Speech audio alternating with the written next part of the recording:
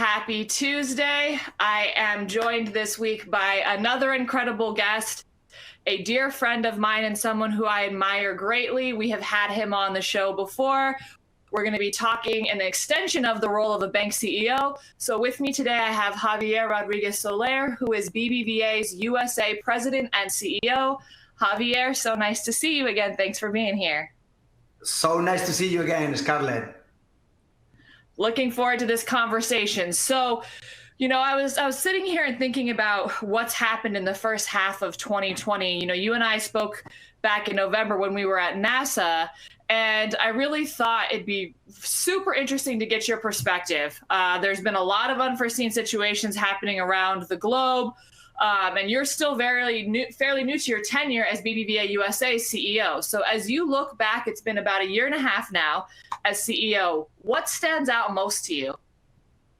Well, it's been so, the change has been so dramatic in the last few months that probably I need to separate between the two moments. In first year and a few months, it was about learning about my team, the market, the operations here. As you know, I have been in BBVA Group for 12 years already, and I knew the US operations from my M&A and strategy role. But once I landed, I needed to get into the details. And as I said, understanding deeply what was going on and how we could improve. I was fortunate enough to have a great team that helped me to devise a strategic plan, a 5-year strategic plan that is more live now than ever. And then the situation changed so dramatically in mid-March when the COVID-19 pandemic erupted, and things were so different all of a sudden for all of us. And as I said, had been fortunate enough to be ready with the best moments in terms of liquidity, capital, supervisory relationships, profitability, and team. So once this situation started, I felt very much prepared for what was coming. That's fantastic. And, not all CEOs are as lucky, and everyone had a different way to react. And it was certainly impressive to see the way that you and the team handled the situation and really kind of tailored towards your customers and made sure that they were front and center. So can you tell me a little bit more about this plan? I know it's part of your BBVA's global strategy. You're really looking at the US. Tell me more about the plan you launched. Really, what is the goal and US forward? Oh, the plan was was devised and designed with a long-term perspective. We were aware that we were going to live through cycles. We didn't know that we were going to enter a cycle as dramatic as the one we're entering. But when we devised the plan, we were very clear that it needed to be cycle agnostic and to be resilient to any situation.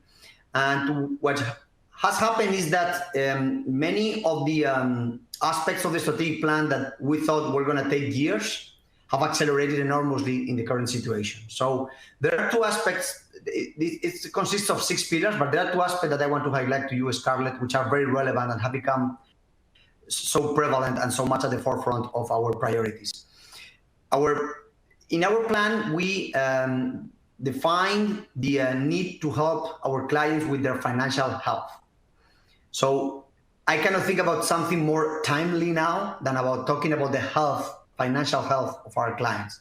Think about individuals, SMEs, big corporates, how we are going to need to go with them in their journey to navigate these troubling waters with their financial health. So that was something which was already at the forefront of our strategic plan. And as you may guess, all the KPIs that we had designed to follow now have accelerated in how we're being able to deliver that. And the second was to help our clients transition towards a sustainable future. Sustainable in the sense of social sustainability, environmental sustainability, and governance sustainability. Again, once the situation changed so dramatically with the COVID-19 pandemic, we realized that we need to help our clients go through the recovery phase that hopefully we are entering into in a sustainable way. So we want to become out of this crisis much stronger and much more sustainable. And we want our clients to be in the same situation.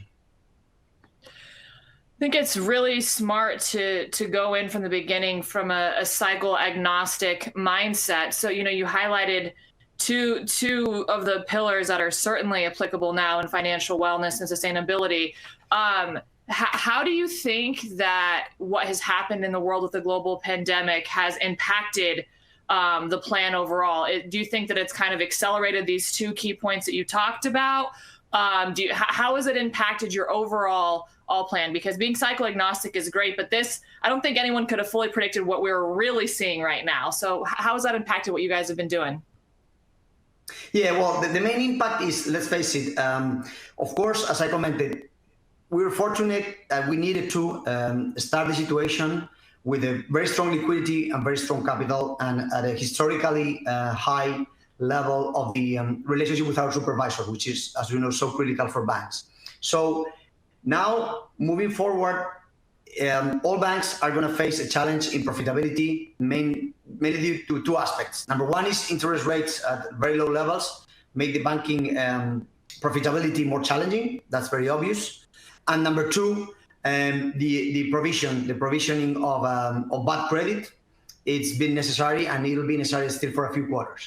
Unfortunately, some of our clients won't be able to meet their obligations and will face some non-performing loans and unfortunately some net charge-offs. So we need to help our clients navigate through this situation when they cannot pay us back. In the very first months of the pandemic, we've helped them with deferrals, mortgages, corporate loans, and credit cards and express personal loans. We've helped them with deferrals, but a few months from now, we'll see what happens if the economic situation has kept deteriorating. Many of them will need additional help and advice to go through this. So again, our profitability will suffer in the year 2020 for sure, and eventually a bit in the beginning of 2021.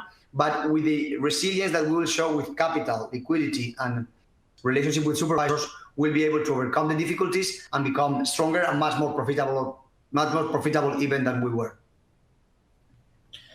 I appreciate that. That was a great answer. So the other thing, and we've talked about this a lot on Tech Tuesday, is how one of the other things that has been in response to this post-pandemic world is the shift from digital being a nice to have to a must have, and digital is extremely relevant in banking. So what role do you still see, or do you see a role for brick and mortar? How is that role evolving post-pandemic?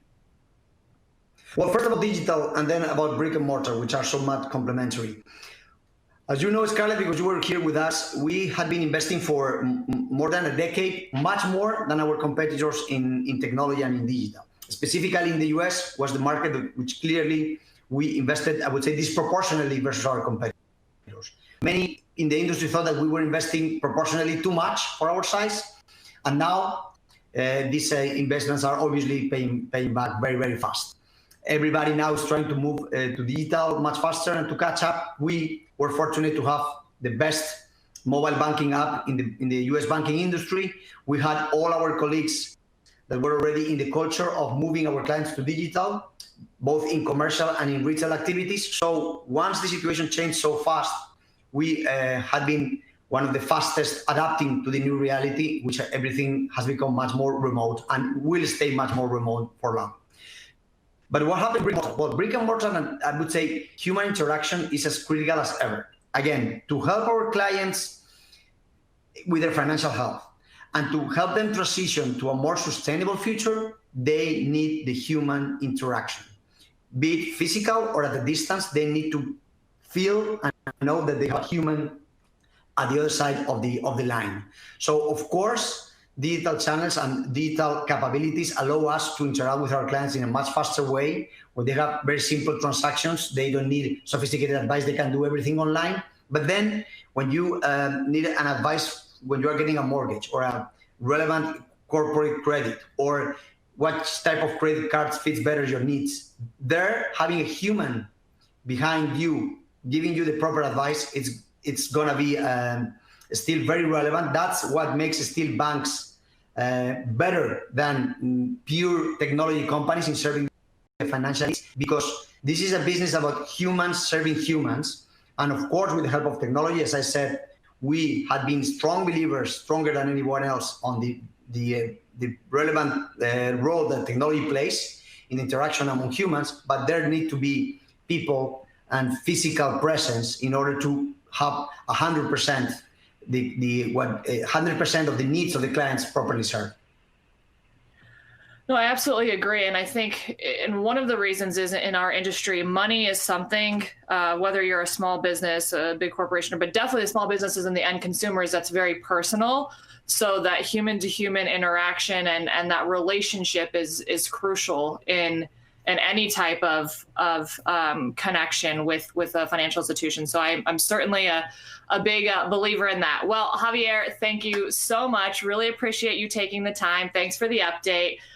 For all of you, thank you for tuning in. You can see updates from Javier as well below in our Q&A. There's been a lot that's happened in the last 6 months, so certainly tune into that. Appreciate your perspectives. If you have any questions for myself or Javier, please go ahead and list them in the comments below. We look forward to hearing from you. Again, Javier, thank you so much. I look forward to seeing what the rest of this year looks like and next year for you. And as always, very honored to be associated with you and excited for what comes next.